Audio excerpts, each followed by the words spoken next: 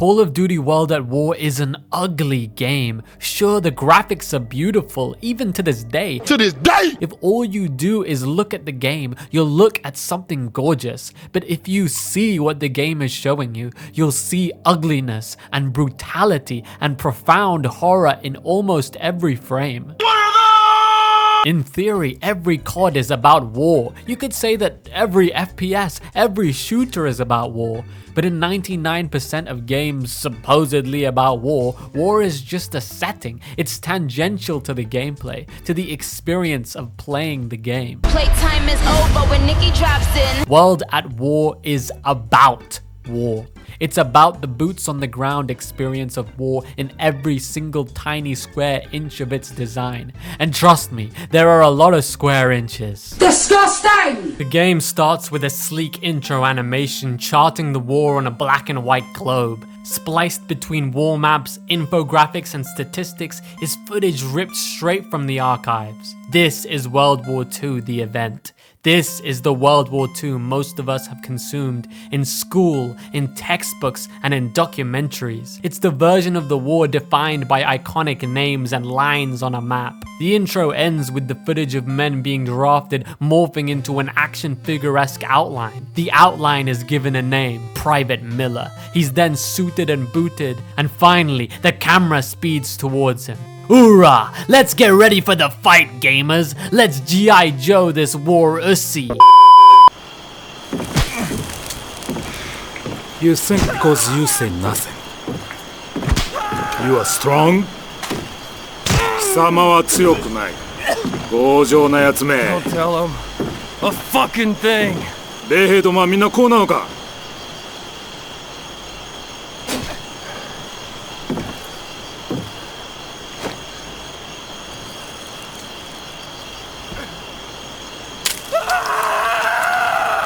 Okay, what the flip? Let's dial it back a bit. Right after the intro animation, there's actually another animation, a teaser trailer for the mission you're about to experience. A black screen, the suspense is rising, text fades in. Semper Fi, Macon Atoll, South Pacific, August 17th, 1942, Private Miller, M.I.A.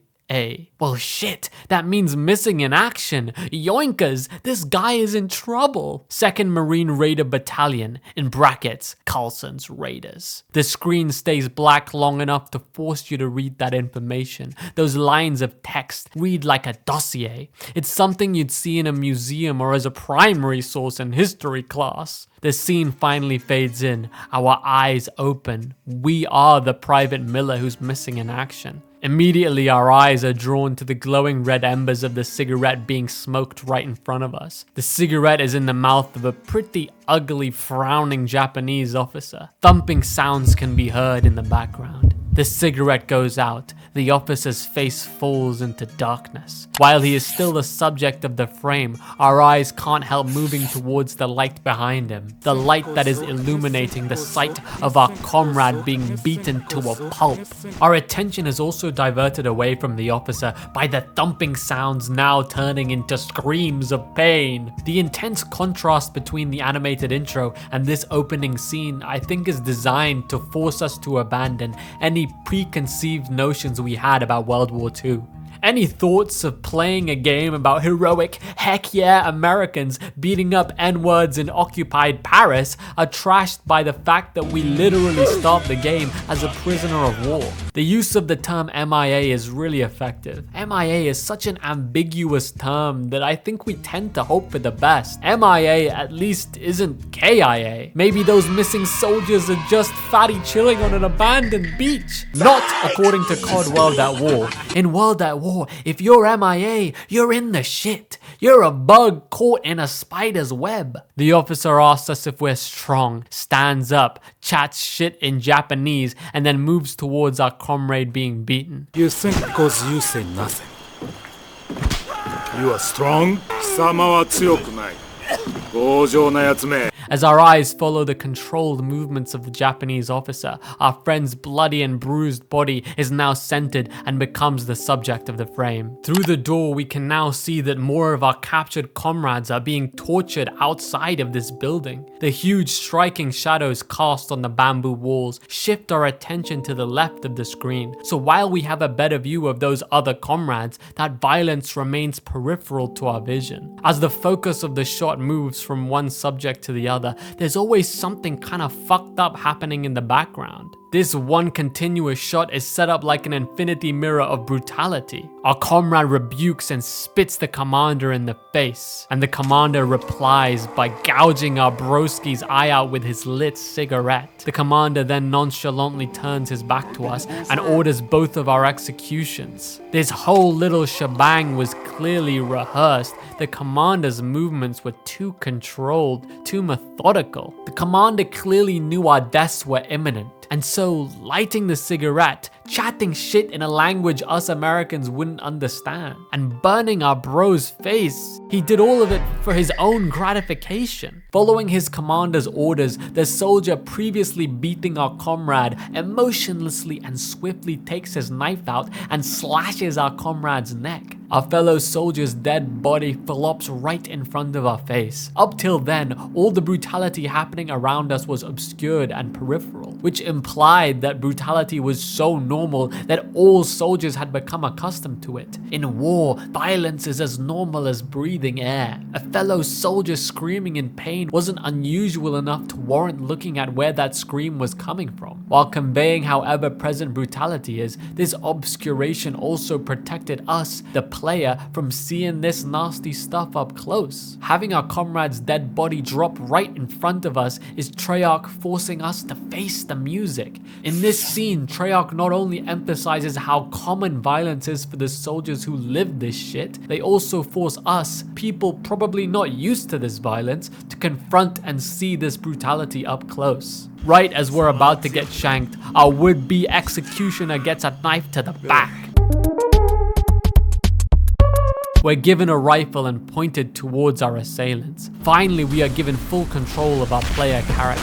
And now I want to talk about the power of looking. In every second of this game, we are given the ability to move the camera. We can look where we want to. Even right after we're handed this goofy little Nambu and pointed towards exacting revenge against the Imperial Japanese. If we want to, we can turn around and look at our recently killed comrades. We can see their dead bodies, but we probably won't. The entire energy of the mission, of the way the NPCs are lined up, pushes us away from our fallen brothers in arms and towards fighting the Japanese. During our rescue, none of our fellow American soldiers looked at or acknowledged our dead homies. They focused more on getting ready to engage in the next battle. The message is clear. Don't look back at the dead. Move forward and kill the people who tried to kill us. The first mission is pretty standard COD fare. It's the G.I. Joe type of action you are probably looking for. Explosions, flaming buildings, it's got the whole works. During our firefights, there are little pockets of scripted violence. Soldiers will burst through bamboo doors, gunning each other down,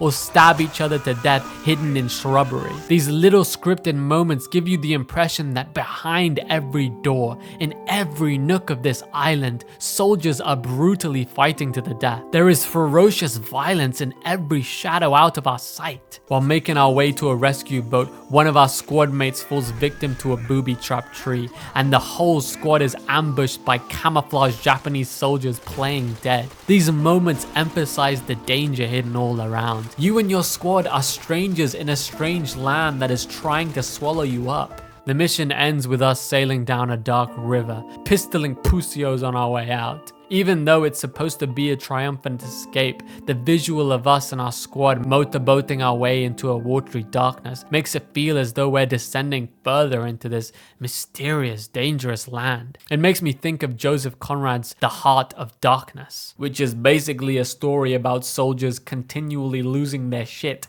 as they sail down the Congo River. Welcome to Call of Duty World at War. Welcome to the Pacific Campaign. Little Resistance begins with us and our fellow soldiers on a boat. The sign above reads, "Stay alert, stay alive."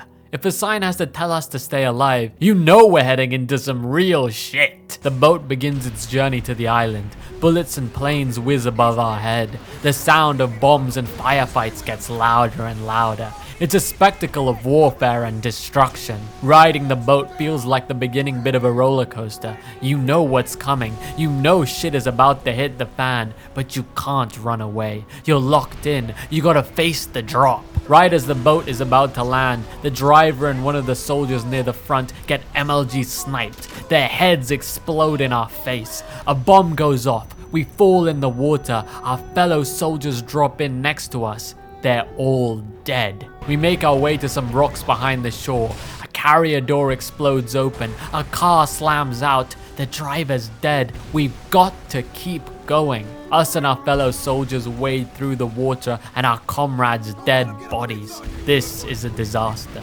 Bombs from above give us enough of an opening to push forwards, and once we push past the shoreline, we see something surprising. We see Japanese soldiers walking forwards, dazed and broken. The way they are walking forward so helplessly almost mirrors our march to the beach. Using the power of rocket strikes and good old-fashioned guns and ammo, we push through the Japanese defenses. In this mission, we encounter Japanese soldiers hidden in the grass who suddenly appear from seemingly nowhere and banzai charge us with bayonets. These hidden leaf warriors will become a common feature of the rest of the Pacific campaign. Sniper fire rains from palm trees above. The trees have guns, and the trees want to kill us. Remember that stranger in a strange land thing I said earlier? Times that by 10. The Japanese soldiers are a force of nature. This is their land and they are one with that land. It feels like we're a rogue bacterium infiltrating a person's body and are now being attacked by a very angry and rabid immune system. After completing all the objectives, us and our squad are faced with a locked iron door. It must be opened. Sergeant Sullivan takes the lead.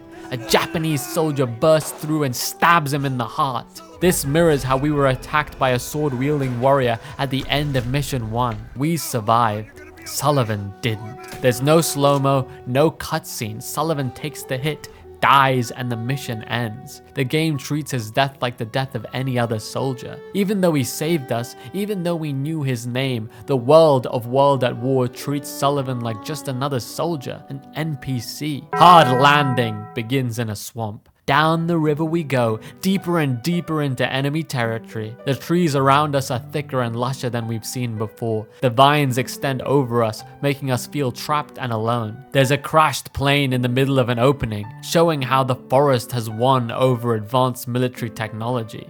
This whole scene really gives me Predator vibes. It really feels like our entire squad is about to get obliterated by a hidden homicidal alien warrior. These murky swamp vibes are totally not ominous and foreboding. Boom! An explosion knocks us back and wipes out most of our squadron. Guess who's been hiding in the trees this entire time? No, it isn't the Predator, it's the motherfucking Japanese! Like the boat ride, we had to move forward into what was clearly a trap. Our squad had no choice. We had to move deeper into the danger. Later in the mission, we're getting pinned down by Japanese gunners holed up in fortified bunkers. Our fellow flamethrower unit gets shot, and while his soul leaves this mortal realm, his flamethrower stays behind in this world of flesh. We pick up the flamethrower and use it to absolutely annihilate the Japanese gunner bunker. It feels good. It feels great. It feels amazing to destroy those pesky, difficult gunners. As we proceed into the bunker, we then see the charred corpses of the Japanese gunners writhing in pain. Damn.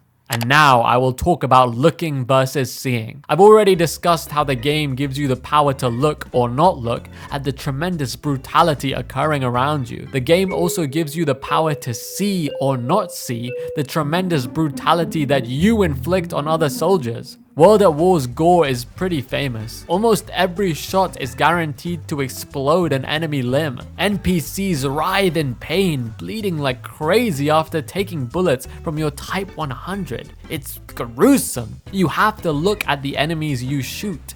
That's kinda how aiming works. But whether or not you see the horrors you inflict, whether or not you digest the weight of every bullet you shoot, that's on you. The game doesn't stop and tell you how gosh heckin' gruesome violence is. The evidence is there all around you. Burn 'em Out starts by giving you a flamethrower. The game tells you to use that flamethrower to, well, burn out the enemy Japanese soldiers populating the many tight little trenches burrowed around Peleliu Island. The trenches facilitate closer quarters combat, a pretty clear contrast to the open battlefields in the previous missions. For me, this is when the game is basically twerking in your face, begging you to put down the Mountain Dew and notice the brutality. Getting the flamethrower in the previous mission, Hard Landing, was a teaser trailer.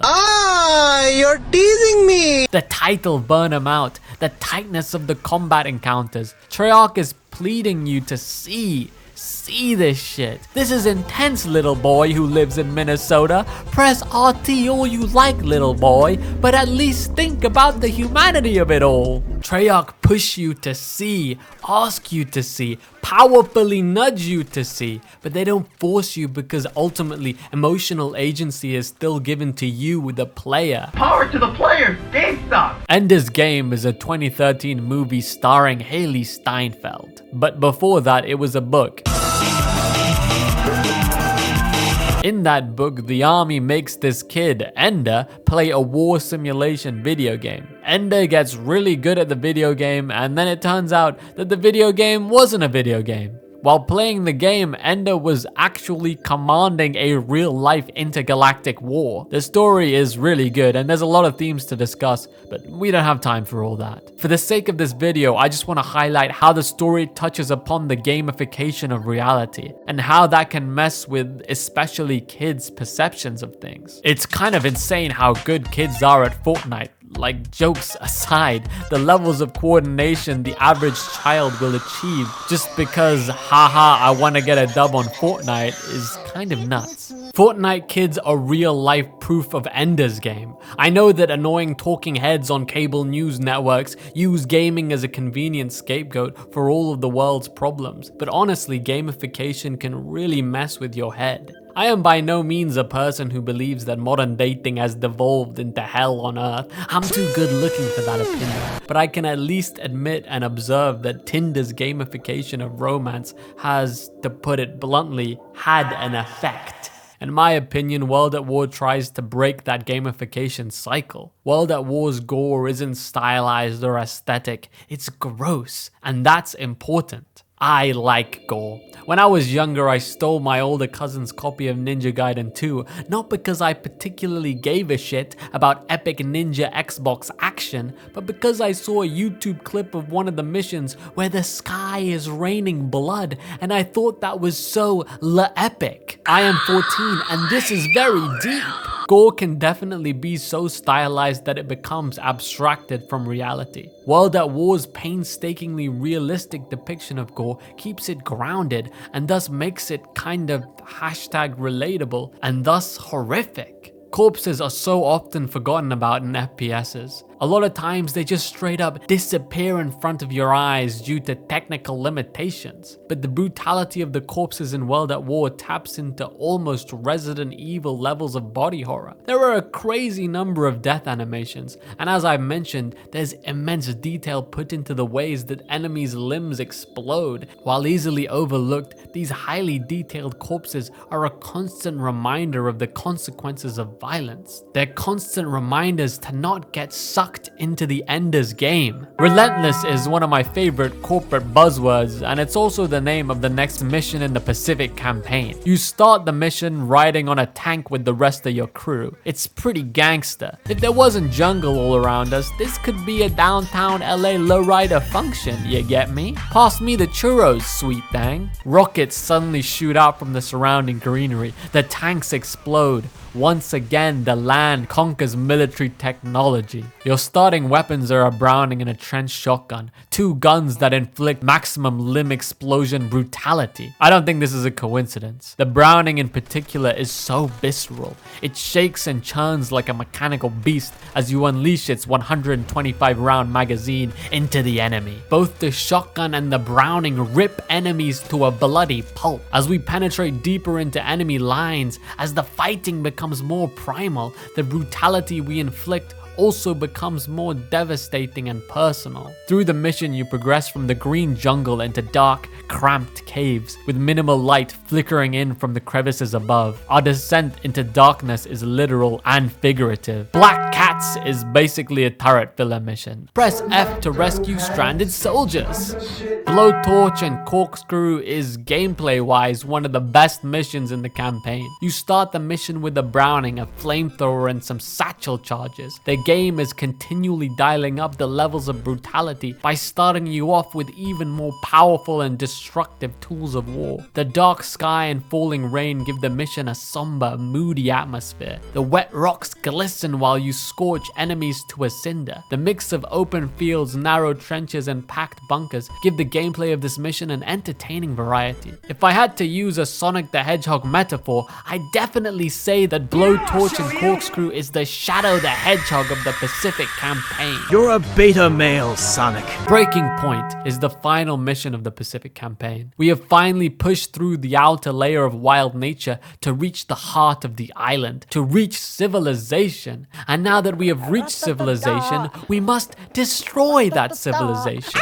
A soldier has no reprieve. There's no light at the end of the tunnel. There's just objectives to accomplish. To reach the main courtyard of Shuri Castle, our final destination, we have to crawl through tunnels and battle through clustered outer buildings. The mission not only represents the end of our journey, but is a journey within itself. After reaching the final courtyard, we are greeted by surrendering Japanese soldiers. On Roebuck's orders, we show the Japanese soldiers mercy. Mercy that they of course betray. The Japanese soldiers try and grab our fellow soldiers' guns, and we, the player, have the choice of saving either Polonsky or Roebuck. No matter how quick you think you are with the trigger finger, when you shoot one Japanese soldier, the other American soldier gets immediately killed by their corresponding Japanese foe. At first I wondered if this little scenario was a way for Treyarch to add a little dash, a little teaspoon of heck yeah America propaganda to their game. America explain! After reflection though, I don't think propaganda was the point of this scenario. The game consistently goes out of its way to de-narrativize stereotypically epic moments in war stories. No death is cinematic or epic. There's never any Zack Snyder slow-mo. Characters just die. And I think that's the point. In war, people just die. You can show mercy, you cannot show mercy. This is war and shit happens. War is supposed to have meaning. It's supposed to have purpose. But on the battlefield, deaths often don't. As the Pacific campaign draws to an end, all I can remember feeling was a weird sense of meaninglessness. We travel from untamed wilderness to civilization and then blow that civilization up. We start by arbitrarily being the only POW to be saved and end the game by arbitrarily being one of the only surviving members of our squad. There's no ending medal ceremony scene or any kind of pomp and celebration. The campaign ends with destruction and ruin, and us surviving soldiers just want to go home.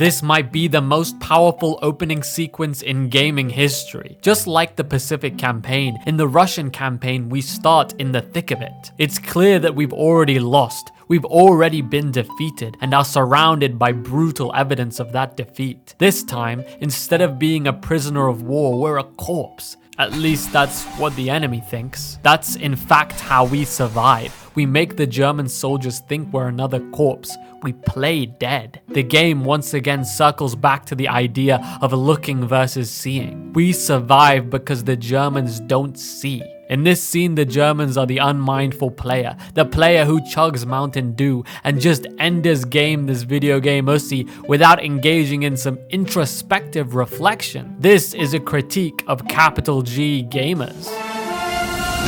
Crawling through our comrades' dead bodies, another supposed corpse opens his eyes, revealing that he is in fact not a corpse. He tells us to keep quiet and to follow him. This fellow survivor turns out to be a Red Army sergeant, a sergeant who goes by the name of Rezhnov. Dragging our body through the bloody remains of our former brothers in arms is pretty fucking powerful. It's morbid, it's dark, and it again brings our focus to the importance of the corpse. I really think this emphasis is intentional. Treyarch is making us remember the literal and physical dead that, if you live in Europe, are probably buried unmarked deep beneath your feet. After some more crawling, Rezhnov hands us a sniper and tells us to stealthily take out enemy Germans by timing our shots to sync up with the sound of planes overhead. Interestingly, the power dynamic between us and the Germans is an inversion of the power dynamic between the Americans and the Japanese. We, the Russians, are the hidden hunters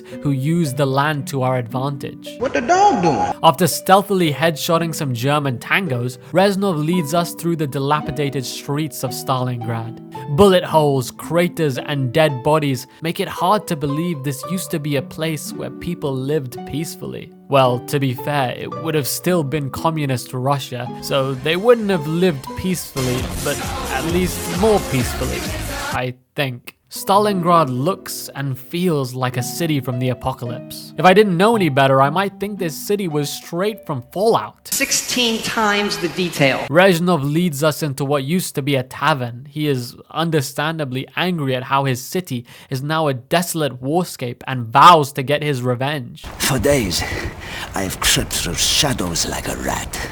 This place, once echoed with conversations of friends and lovers, no longer. Mark my words, comrade. One day things will change. We will take the fight to their land, to their people, to their blood. Knowing the routines and movements of your prey tips the balance of a hunt. Rezhnov's confidence almost comes across as delusional. Yeah, we sniped some German soldiers, but how can Rezhnov honestly say that we're hunters? How can Rezhnov say with any kind of certainty that the tides of war will change? Many men would be broken, would want to give up. But I guess it's this delusion that keeps Rezhnov going. He's drunk on revenge. Rezhnov goes on to mention his desire to kill General Amsel, the fictional leader of the German invasion of Stalingrad. Interestingly, this is basically the only mention of a leading political figure in the entire campaign. One of the most notable things about World at War is how, in the missions themselves, there's almost no mention of the big names who dominate World War II discourse. There's no guy with a mustache, there's no Stalin, there's no Churchill. By not referencing these big names, World at War puts the emphasis on the experience of the regular soldier. For the regular soldier, the bonds between comrades and the hatred for your direct enemy become more important than the overall cause you're actually fighting for. For the regular soldier, war becomes personal. Suddenly, a sniper shot cracks through the air and hits the building above us. Us and Rezhnov quickly take refuge in a nearby building. Heading upstairs, we see a conveniently large hole in the wall that provides us a perfect sightline to the enemy sniper's location. How convenient! It's almost like we're playing a video game. Whoa, what is that? Rezhnov informs us that we're gonna have to bait the sniper into revealing his exact position by dangling our tight little Russian body in his line of sight. We must engage in a game of cat and mouse. It's not a super complex system, but I love this little sniper minigame. It changes up the classic point and shoot formula by forcing you to expose yourself. After sniping the enemy, us and Rezhnov try and sneak through a German patrol only to be spotted and have the building we were sneaking through set on fire.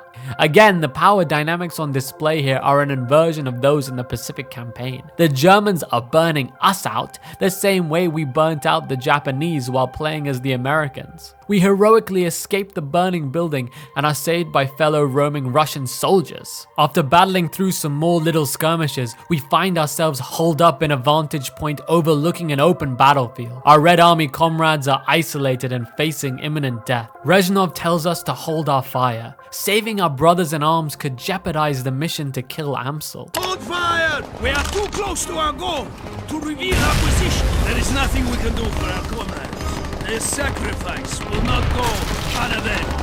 Reznov is so consumed by hatred, by his desire for vendetta, that he's willing to abandon his fellow soldiers. Despite Reznov's assertions that there's nothing we can do for them, we can try to snipe the Germans bearing down on our Red Army comrades' positions. We can try to save them. We ultimately will fail, but we can at least try. Reznov is the emotional heartbeat of the Russian campaign. He's the emotional heartbeat of the whole game. He's the only character in World at War, but he isn't us. He can be wrong. We don't have to succumb to his every whim. We can try and save our comrades. It's another example of the game giving us emotional agency. Once we suss out Amsel and MLG quickscope him in the cranium, us and Reznov have to dip quickly as Germans immediately start grenading our location. We jump out of our former vantage point and end up falling into the water. A Soviet hat is the last thing we see as we descend further down the murky Stalingrad waters.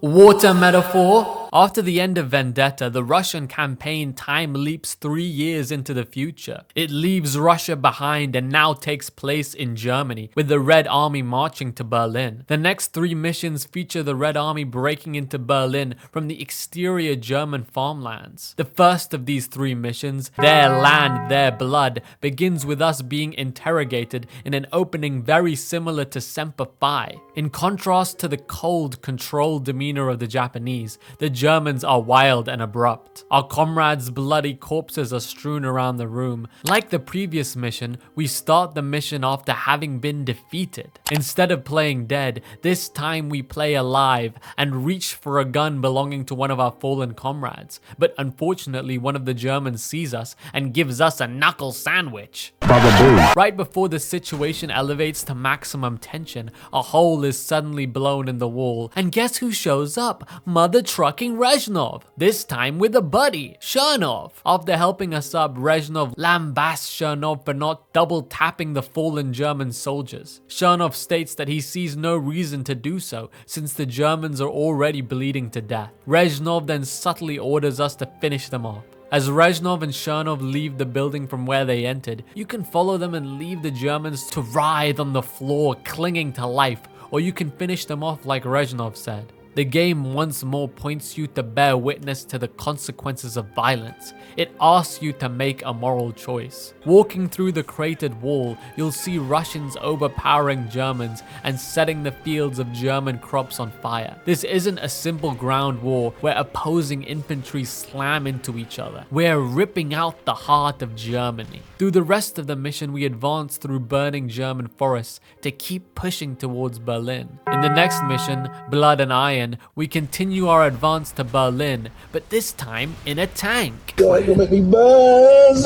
You make me buzz. Ring of Steel starts us off in a train with the boys. The Russian commissar makes a rousing speech that is very rousing.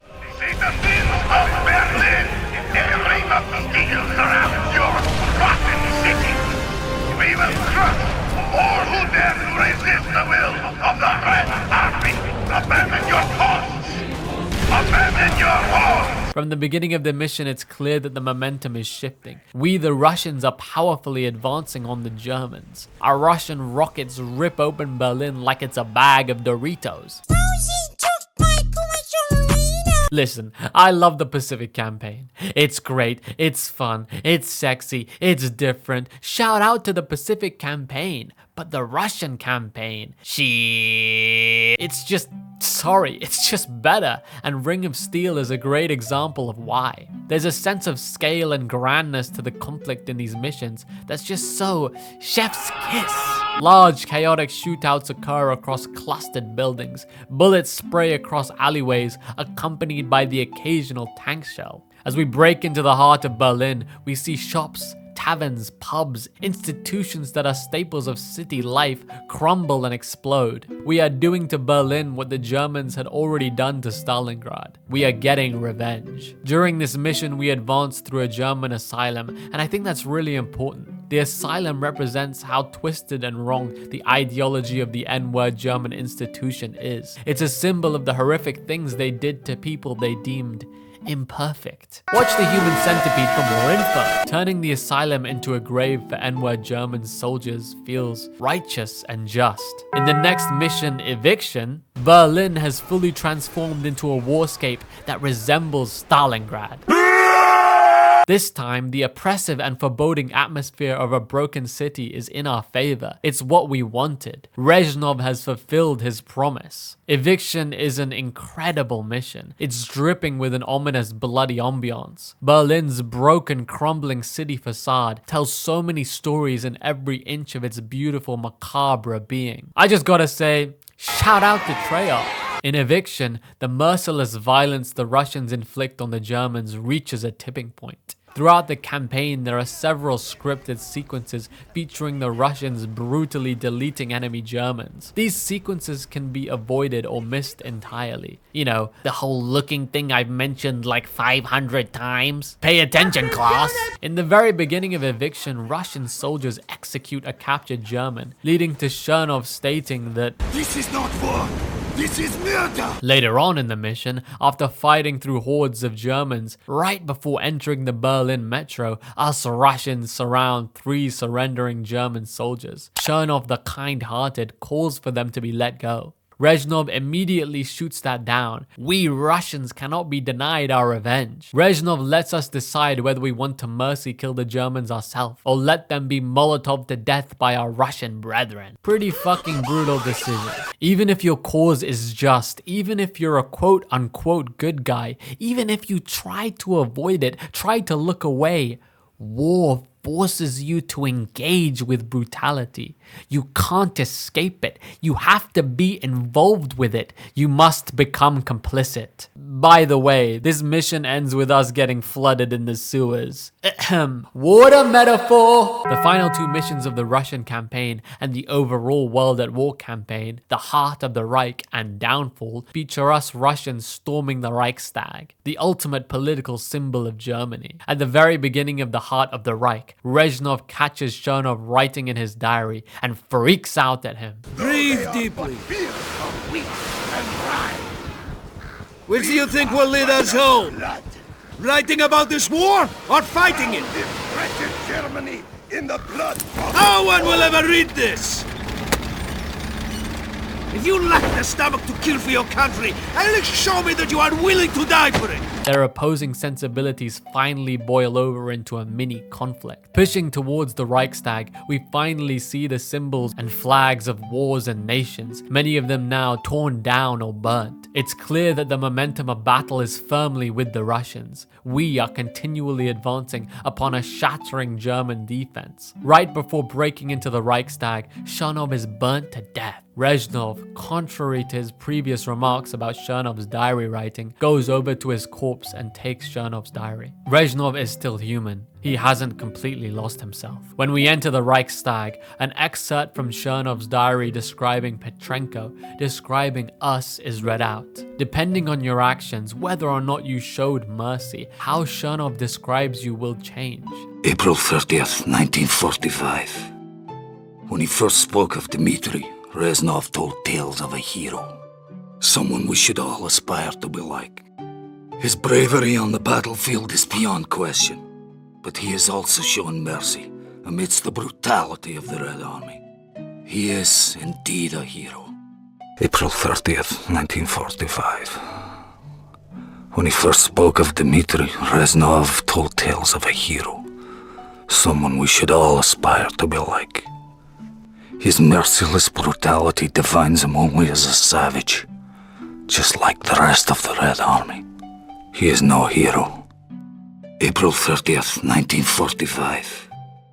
When he first spoke of Dmitri, Reznov told tales of a hero. Someone we should all aspire to be like. At times, I have seen him show mercy, and at others act with complete brutality. I do not understand him. Perhaps heroes need not question their actions. In case you haven't noticed, I'm weird. I'm a weirdo. I don't fit in, and I don't want to fit in. Reznov was wrong. Writing a diary is important. What choices you made did make a difference. There is meaning in seemingly meaningless things. At the end of the day, our experience of World War II is a story. It's informed by people like Chernov. The final battle in the Reichstag is epic. It's sexy. It's everything you wished it could be. Us ragtag Russian soldiers, us dead men, us supposed corpses cripple the ultimate symbol of evil N-word ideology. Regular men, forgotten men, bring the political machine of Germany to its knees. Germany has fallen. The game ends with the iconic scene of us carrying the Russian flag to the top of the Reichstag. Just as we're about to make it to the end, a hidden German shoots us before Reznov heroically slices him and the German flag down. We hoist the Russian flag up, recreating the iconic image of the Russian flag flying above the Reichstag. In many ways, this scene contradicts the rest of the game. It's too epic, but equally it represents how everyday men can make a difference to these large, brutal, bloody wars. Regular men can sway the tides of political inertia. World at War is a special game. For a long time, it was kind of known as the Call of Duty in between Modern Warfare 1 and 2. It was the Treyarch COD before Black Ops, but it's actually so much more special than that. It's the only COD that really tries to capture the humanity of armed conflict. Of course, you can enjoy the game like a dude bro shooter. I mean, there's a fucking ray gun in the thing. Baba Booey. But I think the game deserves better than that. Peace.